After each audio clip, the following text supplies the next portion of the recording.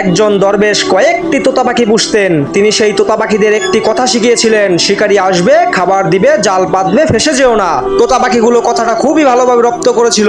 দরবেশের অনেক শিষ্য ছিল। যখনই কোনো নতুন শিষ্য তার কাছে আসতো, দরবেশ কিছু দানা আর চাল হাতে দিয়ে বলতেন, ওই গাছ থেকে তোতা পাখিগুলোকে ধরে নিয়ে এসো।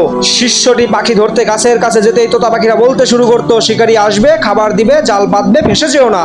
তোতা পাখিদের কথা শুনে শিষ্যটি অবাক হয়ে বলতো, এই পাখিগুলোকে ধরা কখনোই সম্ভব না। কিন্তু দরবেশের আদেশ ছিল পাখি ধরতেই হবে। তখন শিষ্যটি বাধ্য হয়ে জাল ফেললো, আর অবাক করা ঘটনা ঘটলো, জাল ফেলতেই তোতা পাখিগুলো ধরা পড়ে গেল। কারণ তোতা পাখিগুলো মুখে মুখে শুধু বলতো, কিন্তু জানতো না জাল মানে কি, ফেসে যাওয়া মানে কি, আর খাবার মানে কি। ঠিক এই তোতা পাখিগুলোর মতোই আমরাও অনেক সময় কোরআন তেলাওয়াত করি, আল্লাহর আদেশ নির্দেশ শুনি, জানি, মুখে বলি, কিন্তু তার অর্থ বুঝি না। তাই শয়তান যখনই জাল ফেলে আমরা নিজের অজান্তে সেই জালেই ফেসে যাই। শুধু বলা বা মুখস্থ করা নয়, বুঝে আমল করাই আসল বিষয়। ভিডিওটা যদি ভালো লেগে থাকে তাহলে অবশ্যই লাইক করবেন, আর প্রতিনিয়ত এই ধরনের ভিডিও পেতে চ্যানেলটি সাবস্ক্রাইব করে আমাদের পাশে থাকুন। ফেসবুক পেজ আর টিকটক থেকে যারা দেখছেন দয়া করে ফলো দিয়ে রাখুন।